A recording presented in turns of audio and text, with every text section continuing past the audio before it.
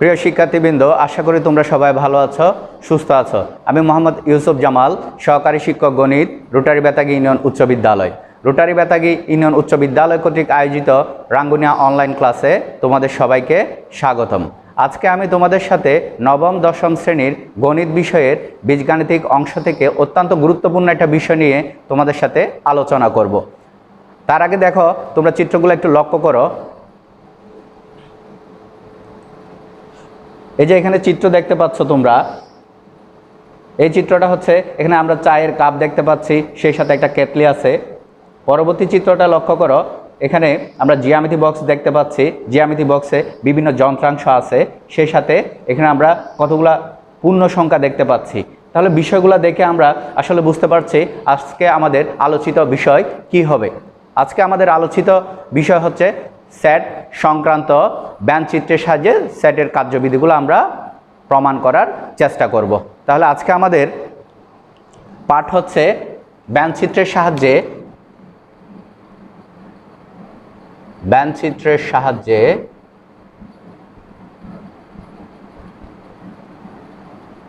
কার্যবিধি প্রমাণ।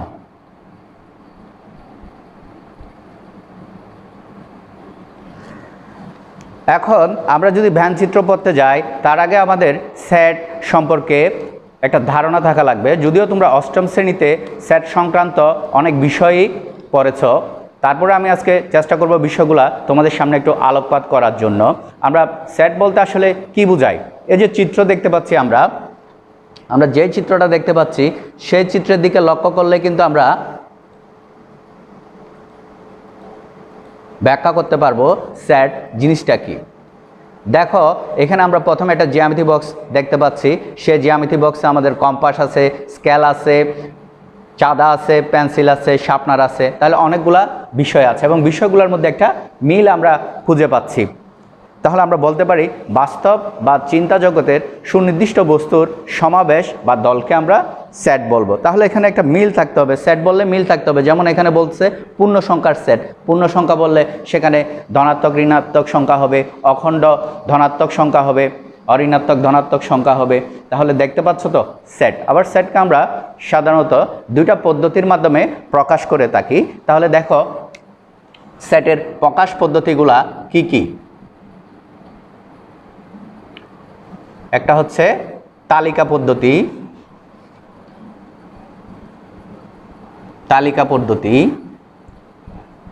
আর একটা হচ্ছে গঠন পদ্ধতি।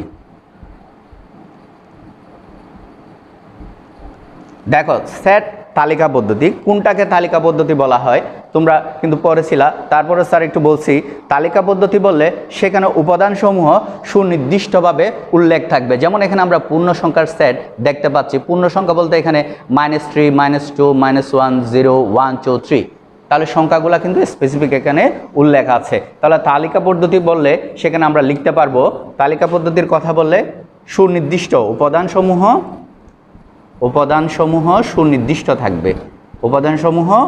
সুনির্দিষ্ট থাকবে, উল্লেখ থাকবে, সুনির্দিষ্ট থাকবে।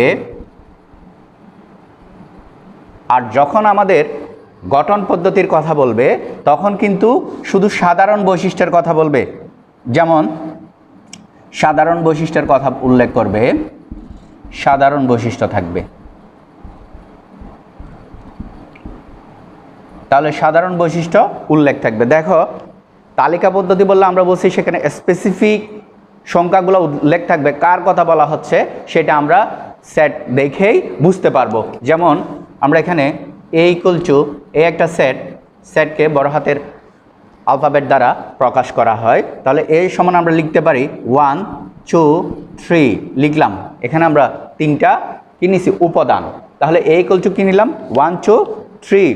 এই তিনটা, এখানে যে তিনটা মান নিলাম, সংখ্যা নিলাম, এগুলাকে এই সেটের উপাদান বলা হয়। আর দেখো, তাহলে এখানে কার কথা বলতেছি সেটা সুনির্দিষ্ট আছে। আর যখন আমি গঠন পদ্ধতির কথা বলবো তখন সেখানে শুধু সাধারণ বৈশিষ্ট্যের কথা বলা হবে। সেটটা তোমার অনেক সময় আসবে পূর্ণ সংখ্যা, তারপর আসবে তোমার স্বাভাবিক সংখ্যা, তারপর আসতে পারে বাস্তব সংখ্যা, এই ধরনের আসতে পারে। তাহলে আমরা ওই ধরনের একটা সাধারণ বৈশিষ্ট্য দিয়ে এখানে একটা সেট নিচ্ছি, সেট A ইকুয়াল আমরা লিখতে পারি x belongs to n is to less than x less than equal 6। তাহলে দেখো এখানে এই দুইটা সেটের মধ্যে আমরা কিন্তু একটা পার্থক্য খুঁজে পাচ্ছি। প্রথম সেটে আমরা দেখতে পাচ্ছি এখানে মানসমূহ সুস্পষ্টভাবে উল্লেখ আছে 1 2 3, আর দ্বিতীয় যে সেটটা প্রকাশ করলাম সেখানে কিন্তু আমাকে একটা রেঞ্জের মধ্যে দিয়েছে এবং এখানে একটা শর্ত বলা হয়েছে x belongs to n is to 2 less than x less than equal 6। তার মানে nটা কি আমাদের বুঝতে হবে, nটা কি। এখানে nটাই হচ্ছে সাধারণ বৈশিষ্ট্য। তাহলে n বলতে আসলে কি বোঝানো হচ্ছে? n বললে সেখানে আসবে সেটা স্বাভাবিক সংখ্যা। তাহলে আমরা স্বাভাবিক সংখ্যার সংজ্ঞা কি জানি? স্বাভাবিক সংখ্যা বলা হয় ধনাত্মক সংখ্যাকে আমরা স্বাভাবিক সংখ্যা বলি। তাহলে রেঞ্জটা কত হবে? এখানে আমাকে একটা রেঞ্জ বলে দিছে, স্পেসিফিক মানগুলো উল্লেখ না করে আমাকে একটা রেঞ্জ বললো 2 less than x less than equal 6। তার মানে x এর মান আমাদের 2 এর চেয়ে বড় হবে এবং 6 এর সমান অথবা ছোট হবে। তাহলে এক্ষেত্রে আমরা সেটটা কিভাবে বের করতে পারি? লক্ষ্য করো তো, আমরা কি লিখতে পারি? 2 এর চেয়ে বড় 3 4 5 6 কেন নিলাম? কারণ বলছে 6 এর চেয়ে ছোট অথবা সমান হবে, সেই জন্য আমরা 6 নিলাম। আর এখানে 3 থেকে কেন শুরু করছি? কারণ বলা হয়েছে x এর মানটা 2 এর চেয়ে বড় হবে। এখানে আমরা আরেকটা সিম্বল দেখতে পাচ্ছি বিলংস টু। এটা তোমাদের জন্য যদিও নতুন কেন বলছি, তোমরা শুধুমাত্র এটা অষ্টম শ্রেণীতে পেয়েছো, এর আগে পাওনি। এটার অর্থ হচ্ছে xটা n এর উপাদান, তাহলে x মানে এটা তোমার 1 2 3 4 5 যে কোনো স্বাভাবিক সংখ্যা হতে পারে। তাহলে আমরা সেটের দুইটা গঠন পদ্ধতি নিয়ে আজকে আলোচনা করলাম। এখন দেখো এখানে আমরা একজন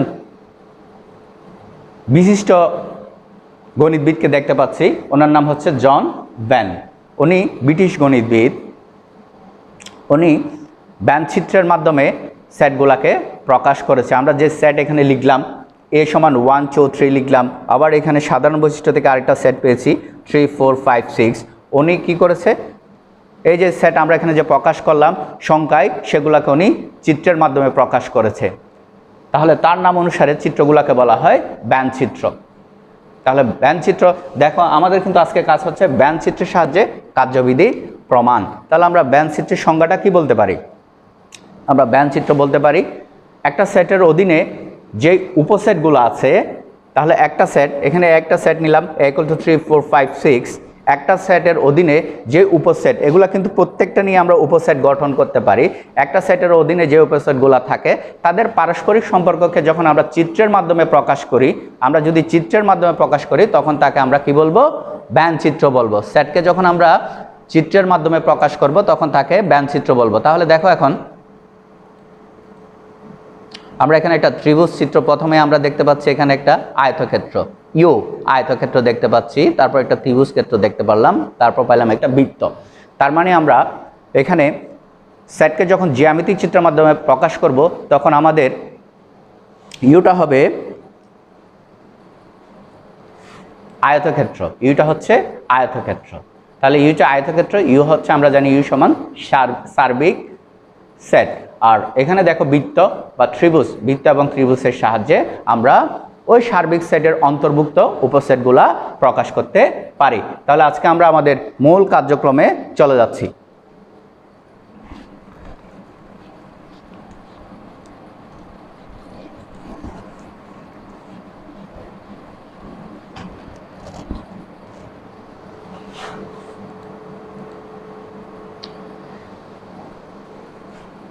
আমরা এখানে একটা ব্যান চিত্র লক্ষ্য করছি। সেই ব্যান চিত্রের অন্তর্ভুক্ত এ বি দুইটা হচ্ছে উপসেট, যেগুলোকে আমরা বৃত্ত এবং ত্রিভুজের মাধ্যমে প্রকাশ করেছি। তাহলে এখন আমরা এখানে একটা প্রশ্ন নিচ্ছি, দেখো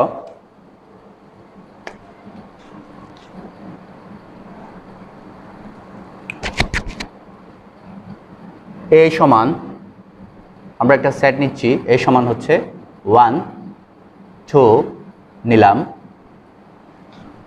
ভি ইকুয়াল আমরা নিলাম 2 3, এই তো, এবং ইউ সমান নিলাম 1 2 3 4 যদি হয়ে থাকে, এই সত্যগুলো আমাকে দিছে, এখানে একটা সেট দিছে, বি একটা সেট দিছে, এগুলো প্রমাণ করব ব্যান্ড চিত্রের সাহায্যে। আমরা বিভিন্ন বিধি জানি সেটের। প্রথমে আমরা দেখি তাহলে আমাকে বিধিগুলা কি কি বলা হচ্ছে। এ ইন্টারসেকশন বি কত, তারপর দেখো এ বাদ বি কত, বি বাদ এ কত,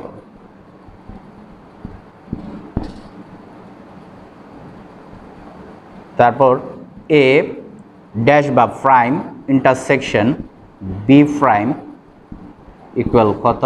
তাহলে প্রথমে আমরা এখানে একটা ব্যানচিত্র অঙ্কন করি, যদিও আমাদের এখানে একটা ব্যানচিত্র দেওয়া আছে, আমরা একটা তাহলে ব্যানচিত্র অঙ্কন করি।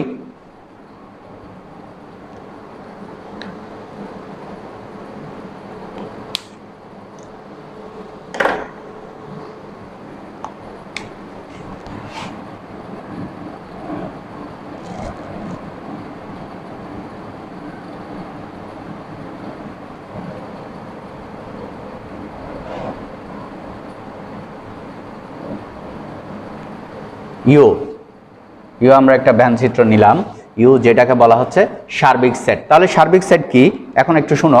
সার্বিক সেটটা কি? সার্বিক সেট হচ্ছে আমরা যখন কোনো একটা সেট, যখন কতগুলো উপসেট আমরা প্রকাশ করি, সেই উপসেটগুলো যে সেটের অন্তর্ভুক্ত তাকে আমরা সার্বিক সেট বা ইউনিভার্সাল সেট বলে থাকি। তাহলে ইউনিভার্সাল সেট বললে সেই সেটের ভিতর সবগুলা সেটেই অন্তর্ভুক্ত থাকবে। যেমন এখানে a = 1 2, b = 2 3, দেখো ইউতে 1 2 3 সবগুলাই আছে, এর বাইরেও একটা মান আছে। তার মানে আমাদের সার্বিক সেট বললে ওই সেটের অন্তর্ভুক্ত সবগুলাই উপসেট থাকবে। এবার দেখো তাহলে আমরা কি করলাম, ইউটা অঙ্কন করলাম। এখন এই ক্ষেত্রে আমাদের দুইটা সেট প্রকাশ করেছে এ এবং বি। আমরা এই দুইটা সেটকে যখন ব্যানচিত্রের মাধ্যমে প্রকাশ করব, তখন আমরা বলেছি আমরা ইউনিভার্সাল সেট ছাড়া বাকি সেটগুলোকে প্রকাশ করতে গিয়ে এই ক্ষেত্রে বৃত্ত ব্যবহার করি, ত্রিভুজ ব্যবহার করি। এখানে আমরা বৃত্ত নিচ্ছি। তাহলে এ একটা নিলাম, এ একটা সেট। দেখো তাহলে এ এর মান কত কত আছে আমাদের, এ এর মান হচ্ছে 1 2, এই তো। তাহলে আমরা এটাকে ব্যানচিত্রের মাধ্যমে প্রকাশ করেছি। এরপর কি আছে আমাদের, বি বি সমান কত, 2 আর 3। তাহলে আমরা লক্ষ্য করি এখানে একটা বিষয়, আমাদের 2টা এতেও আছে বিতেও আছে। তাহলে আমরা এখন বলতে পারি না 2টা দুইটার মধ্যে কমন। 2টা যখন দুইটা সেটের মধ্যে কমন থাকে, তখন আমরা কোন একটা সেটের উপাদান যখন দুইটা সেটের মধ্যে অন্তর্ভুক্ত থাকে, তখন তাকে আমরা কি বলি, ওই সেটের সাধারণ মান। ওইটাকে যখন আমরা প্রকাশ করি, তখন আমরা কি করি, সেটের কোন কার্যবিধির সাহায্যে সেটা প্রমাণ করে থাকি, আমরা সেটাকে ইন্টারসেকশন সেট দিয়ে প্রকাশ করে থাকি। তাহলে দেখো এক্ষেত্রে 2 আমরা 3, এখানে আরেকটা কি নিচ্ছি, আরেকটা সেট নিলাম বি। তাহলে এটাকে আমরা প্রকাশ করতে পারি।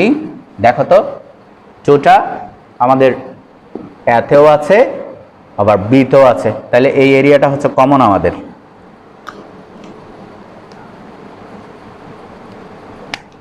এই এরিয়াটা হচ্ছে কমন, আমরা দেখতে পাচ্ছি 2টা দুইটার মধ্যেই আছে।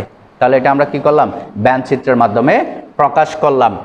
এখন আমরা তাহলে এক্ষেত্রে বলতে পারি না, সুতরাং আমরা নর্মালি যদি সেটের কার্যবিধির কাজ করি তাহলে কীরকম পাচ্ছি দেখো তো।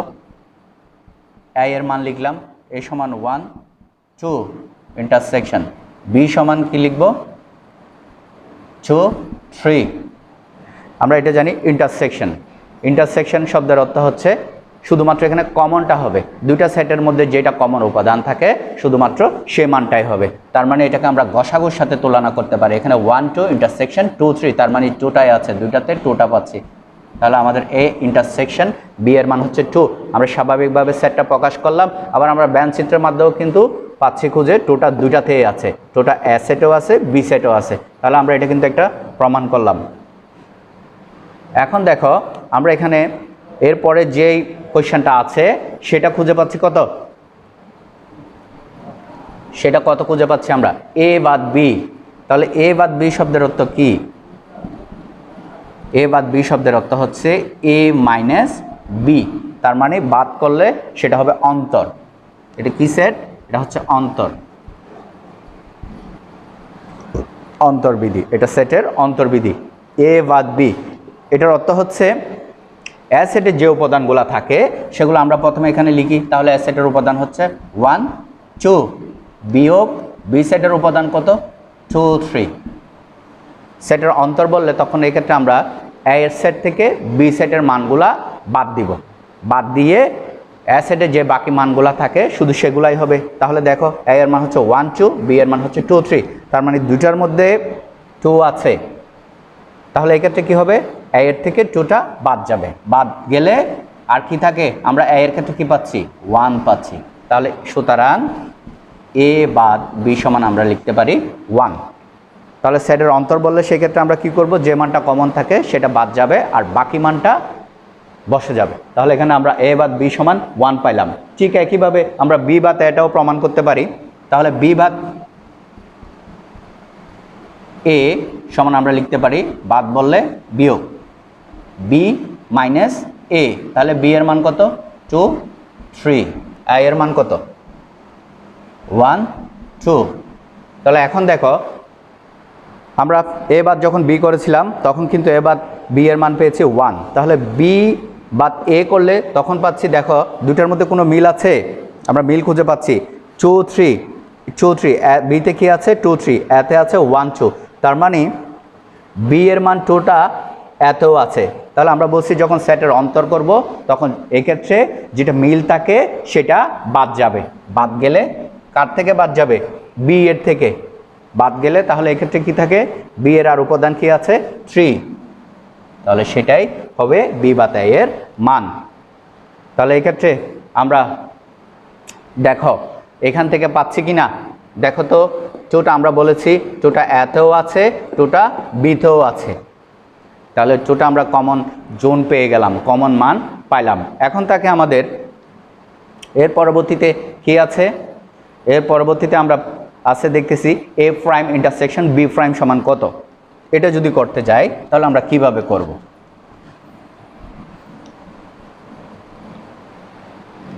দেখো এ প্রাইম বা ড্যাশ, বা আমরা সেটাকে এভাবেও প্রকাশ করতে পারি এ সি, যেটাকে বলা হয় কমপ্লিমেন্ট, এ কমপ্লিমেন্ট। তাহলে এটা যদি প্রকাশ করতে যাই এটার অর্থ হচ্ছে পূরক সেট। এটাকে আমরা কি বলি? পূরক সেট। তাহলে পূরক সেটের সংজ্ঞা কি? এ প্রাইম বা এ কমপ্লিমেন্ট ইকুয়াল পূরক সেট। পূরক সেটের সংখ্যা হচ্ছে, পূরক সেট বললে এই ক্ষেত্রে আমরা ইউনিভার্সাল যে সেটটা আছে, এখানে দেখো আমাদের একটা ইউনিভার্সাল সেট ইউ আছে, আয়তক্ষেত্র সমান ইউনিভার্সাল সেট ইউ। আমাদের এখানে কোশ্চেনও কিন্তু ইউ দেওয়া আছে, আছে না? ইউ অর্থ হচ্ছে ইউনিভার্সাল সেট। তাহলে সার্বিক সেট থেকে এই ক্ষেত্রে কি হবে? যখন আমাকে এ প্রাইমের কাজ বলবে তখন সার্বিক সেট থেকে এ এর মানটা বাদ যাবে। অন্তর আর পূরকের মধ্যে পার্থক্য হচ্ছে সেটাই।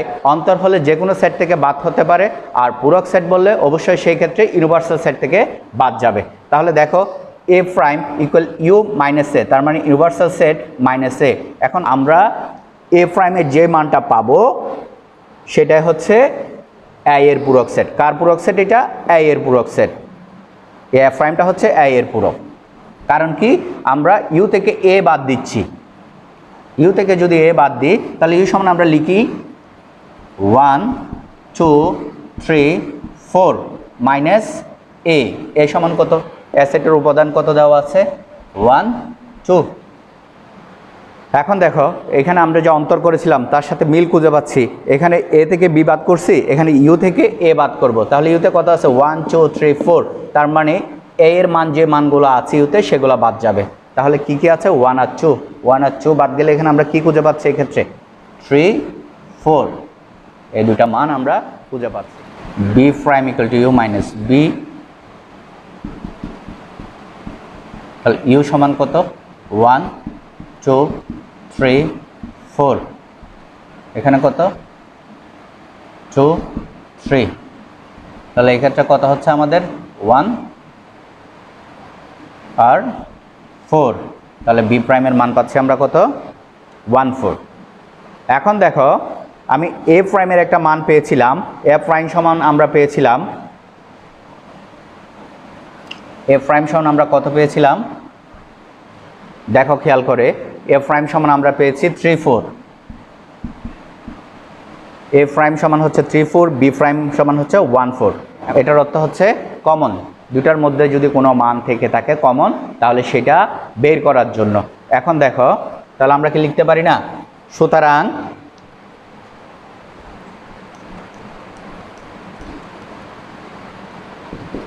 সুতরাং এ প্রাইম ইন্টারসেকশন বি প্রাইম, তাহলে এর মান কত, এর মান হচ্ছে 34, ইন্টারসেকশন বি এর মান কত 14, তাহলে দুটার মধ্যে কমন কত 4।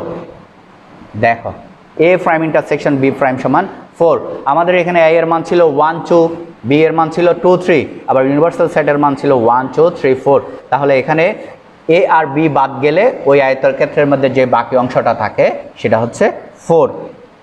তাহলে এই দুটি বৃত্তের বহির্ভূত যে অংশটা আছে আয়তক্ষেত্রে সেটাই হচ্ছে আমাদের 4, সেটা কার মান, এ প্রাইম ইন্টারসেকশন বি প্রাইমের মান, আমরা সেটাও পাইলাম। এখানে আমরা আরেকটা প্রমাণ করে দেখাবো, সেটা হচ্ছে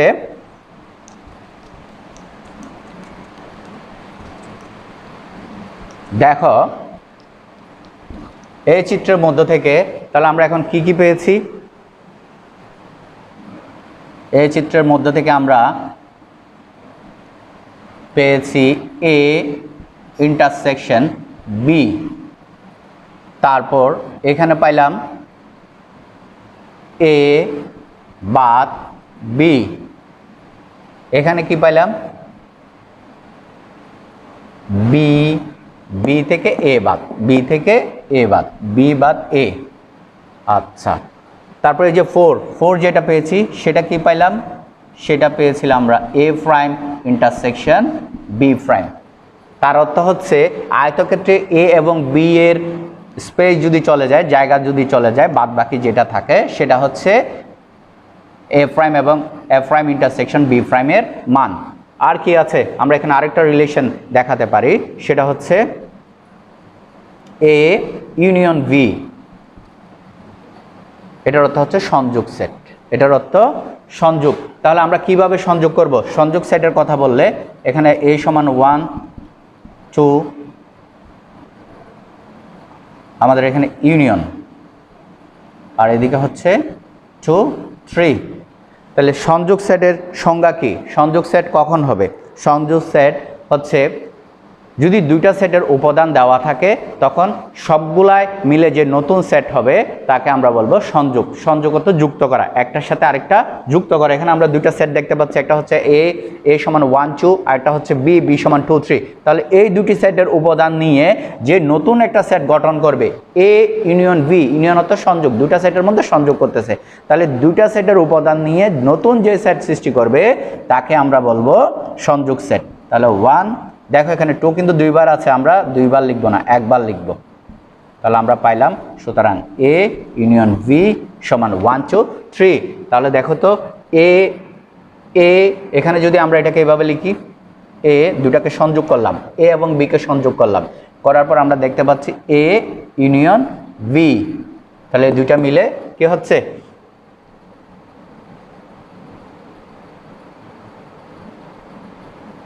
এখানে 2, এটা হচ্ছে কমন স্পেস 2। তাহলে এ ইউনিয়ন বি সমান আমরা এখানে পাইলাম 1 2 3, আর এখানে এ ইন্টারসেকশন বি সমান বেশ কয়েকটা বিধি পড়েছি ব্যানচিত্রের মাধ্যমে। তাহলে বিধিগুলা কি কি ছিল আমরা একটু মনে করার চেষ্টা করি আবার পুনরায়। তাহলে দেখো তো, প্রথমে আমরা এখানে একটা চিত্র দেখতে পাচ্ছি, সে চিত্রের মধ্যে দুটা সেট দেওয়া আছে। দেখো আমরা বলছি সেট হইলে সেটা সংখ্যাও হতে পারে, আবার যে কোনো বস্তুর নামও হতে পারে, আবার যে কোনো বস্তু সংক্রান্ত বিষয়বলিও হতে পারে। তাহলে আমরা আগে সংখ্যা দিয়ে করলাম, এখন এখানে যে সেটটা দেখতে পাচ্ছি সেখানে বিভিন্ন পশু প্রাণী আছে। দেখো আমরা এখানে দেখতে পাচ্ছি তোমার টিয়া আছে, বাঘ আছে, সিংহ আছে, মাছ আছে। আর পরবর্তীতে গিয়ে আমরা দেখতে পাচ্ছি পরবর্তী যে সেটটা আছে বি সেট, সেখানে হরিণ, এখানে হচ্ছে বিড়াল, আর এখানে হচ্ছে বাঘ আর সিংহ, তাহলে দুইটা সেট আমরা এখানে দেখতে পাচ্ছি। তারপর দেখো, খেয়াল করে লক্ষ্য করো,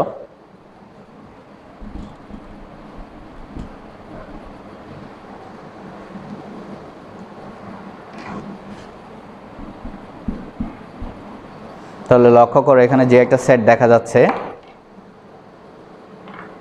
এখানে যে আমরা একটা সেট দেখতে পাচ্ছি অ্যাসেট, অ্যাসেটটাকে আমরা কি করলাম, ব্যানচিত্রের মাধ্যমে প্রকাশ করলাম। এখানে যে অ্যাসেট ছিল সেটাকে আমরা ব্যানচিত্রের মাধ্যমে প্রকাশ করছি। এখানে যে আমাদের অ্যাসেট ছিল, এখানে যে অ্যাসেট ছিল 1 2, সেটাকেও কিন্তু এখানে আমরা ব্যানচিত্রের মাধ্যমে প্রকাশ করেছি। তাহলে এটা আর এটা এই চিত্রের মধ্যে আমরা মিল খুঁজে পাচ্ছি। এখানে ছিল সংখ্যা, এখানে হচ্ছে প্রাণী, তাহলে 4টা প্রাণী চলে আসছে অ্যাসেটের। তার পরবর্তীতে দেখো আমরা বি সেটটা নিলাম, তাহলে বি সেটে দেখো, বি সেটে হরিণ, তোমার এখানে বিড়াল, এখানে বাঘ, এখানে হচ্ছে সিংহ। তাহলে আমরা এ সেটও নিলাম, বি সেট, আমাদের এখানে বি সেটে ছিল 2 3, তাহলে আমাদের এই চিত্রের সাথে এই চিত্র কিন্তু অনেকাংশে এখন মিলে যাচ্ছে। দেখো দুইটার মধ্যে কমন কি আছে, প্রথমটাতে বাঘ এবং সিংহ ছিল, দ্বিতীয়টাতে গিয়ে আমরা বাঘ আর সিংহ পাচ্ছি। তাহলে দুইটার মধ্যে আমরা কমন জোন পাচ্ছি কিনা, কমন এরিয়া পাচ্ছি, দুটাতেই বাঘ আর সিংহ আছে। এখানে দেখো প্রথমটাতে 1 2, দ্বিতীয়টাতে 2 3, তাহলে দুইটার মধ্যেই 2 আছে।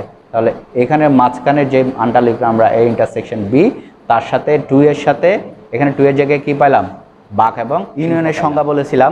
দুইটা সেটের যে উপাদানগুলো থাকে সবগুলো উপাদান নিয়ে যে সেট গঠিত হয় তাকে আমরা কি বলবো, এ ইউনিয়ন বি বলবো, তার মানে সংযোগ সেট। তাহলে আমরা এখানে সংযোগ সেটের দেখো, তাহলে সংযোগ সেটটা আমরা এখানে পেয়েছি কিনা, আমাদের এ সেট এবং বি সেটের মধ্যে যে উপাদানগুলো আছে সবগুলো উপাদানে কিন্তু চলে আসছে।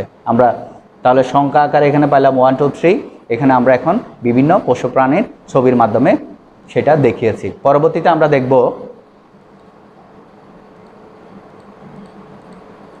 এই ইন্টারসেকশন। দেখো খেয়াল করে, যখন আমরা এই ইন্টারসেকশন বি এর কাজ করছি, তার মানে সেট সেটের কাজ করতেছি, এক্ষেত্রে কি হবে, কমন হবে, শুধুমাত্র কমন, দুইটার মধ্যে যেটা মিল আছে গসাগুটা হবে। দেখো আমাদের এ সেটের মধ্যে বাঘ আর সিংহ ছিল, বি সেটেও বাঘ আর সিংহ আছে। আমাদের যেমন এখানে আমরা এ ইন্টারসেকশন বি বের করেছিলাম, এই ইন্টারসেকশন বি এর কথা বললে আমরা কিন্তু শুধুমাত্র 2টা লিখেছি। এখানে এ ইন্টারসেকশন বি এর কথা বললে এখানে আমরা শুধু কি পাইলাম, 2। তাহলে একইভাবে দেখো এখানে যখন আমরা এ ইন্টারসেকশন বি এর কথা বলছি তাহলে শুধুমাত্র এই দুইটা প্রাণীই পাবো।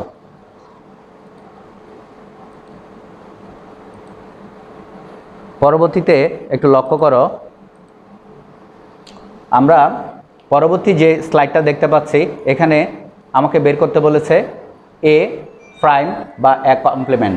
তাহলে এ কমপ্লিমেন্ট তার মানে কার কথা বলা হচ্ছে, পূরক সেটের কথা বলা হচ্ছে। আমরা পূরক সেটের কাজ কিন্তু বের করেছিলাম। আমরা পূরক সেটটা কীভাবে নির্ণয় করেছিলাম নিশ্চয় তোমাদের মনে আছে। দেখো যখন আমাদেরকে বলা হয়েছে এ প্রাইম বা এ কমপ্লিমেন্ট বের করতে, তখন আমরা কিন্তু ইউ থেকে এটা বাদ দিয়েছিলাম। ইউ হচ্ছে ইউনিভার্সাল সেট, ইউনিভার্সাল সেট থেকে আমরা এ সেটের উপাদানগুলো বাদ দিয়েছিলাম। তাহলে আমাদের ইউতে এখানে কি কি আছে, বাঘ আছে, সিংহ আছে, মাছ আছে, ঘোড়া আছে, হরিণ আছে, এই বিষয়গুলো আছে। তাহলে এখন আমরা এক্ষেত্রে কি করব, এ কমপ্লিমেন্ট সি বললে ইউ থেকে এটা বাদ দিব। দেখো তাহলে ইউ থেকে এটা বাদ দিলাম, আমাদের এতে এখানে কি কি আছে, এতে আছে আমাদের বাঘ আর সিংহ। তাহলে বাঘ আর সিংহ যদি বাদ দিই তাহলে এই ক্ষেত্রে আমি কি পাচ্ছি, মাছ, ঘোড়া, হরিণ, এই দুইটা প্রাণী বাদ দিলে। তার মানে যখন আমাকে পূরক সেট বের করতে বলবে, যেটার পূরক সেট বের করতে বলে ইউনিভার্সাল সেট থেকে আমরা সেই সেটটা বাদ দিব। বাদ দিলে বাকি যেটা থাকবে সেই উপাদানগুলো নিয়ে গঠিত সেটকে বলবো আমরা উক্ত সেটের পূরক সেট। আমরা এইভাবে পূরক সেটগুলো নির্ণয় করতে পারি। ঠিক একইভাবে বি কমপ্লিমেন্টটাও আমরা নির্ণয় করলাম। এখন দেখো আমরা সমচিত্রের মাধ্যমে একইভাবে ইন্টারসেকশনের কাজটা আরেকবার করে দেখানো হয়েছে। এখানে এ চিত্রের মধ্যে আমরা দেখতে পাচ্ছি বিভিন্ন প্রাণী, ইউ চিত্রের মধ্যে বিভিন্ন প্রাণী দেওয়া আছে, আবার এ চিত্রের মধ্যেও বিভিন্ন প্রাণী আছে। ইউর মধ্যে আছে আমার এখানে টিয়া পাখি আছে, এখানে আমার কাঠবিড়ালি আছে, এখানে মাছ, এখানে হচ্ছে আমার কচ্ছপ, এখানে হচ্ছে জ্যাবরা। তার মধ্যে এতে আছে জ্যাবরা, মাছ, তারপর তোমার টিয়া। পরবর্তীতে বিতে গিয়ে আমরা দেখতে পাচ্ছি কাঠবিড়ালি, তারপর মাছ এবং জ্যাবরা। দুইটার মধ্যেই আছে, দুইটাতে আমরা কি খুঁজে পাচ্ছি? দুইটার মধ্যে কমন হচ্ছে মাস, তাহলে দুইটার মধ্যে আমরা মাস খুঁজে পাচ্ছি। তাহলে এখানে এ ইন্টারসেকশন বি এর মান হবে শুধু মাসটাই, তার মানে ইন্টারসেকশনের কথা বললে শুধু কমনটাই আসবে। দুইটা সেটের মধ্যে যে উপাদানটা বিদ্যমান আছে তাকে আমরা ইন্টারসেকশন বি এর মান বলবো। তাহলে এটা হচ্ছে স্যাডোস্যাডুলের মান। ঠিক একইভাবে কমপ্লিমেন্টের কথা বললে, যখন কমপ্লিমেন্ট বলবে তখন কীরকম হবে? তখন আমরা এখানে কিন্তু কাজ করেছিলাম, যখন কমপ্লিমেন্টের কাজ বলবে আমরা তাহলে এই মানটা কিভাবে পাইলাম? দেখো, যখন কমপ্লিমেন্টের কথা বলবে এ ইন্টারসেকশন বি কমপ্লিমেন্ট, তার মানে এটা থাকলে সবসময় ইউনিভার্সাল সেট থেকে উক্ত সেটটা বাদ যাবে। তাহলে আমরা এ ইন্টারসেকশন বি এর মান যেটা পাবো সেটা ইউ থেকে বাদ দিলে পরবর্তীতে আমরা এ ইন্টারসেকশন বি এর পূরক সেট পাবো।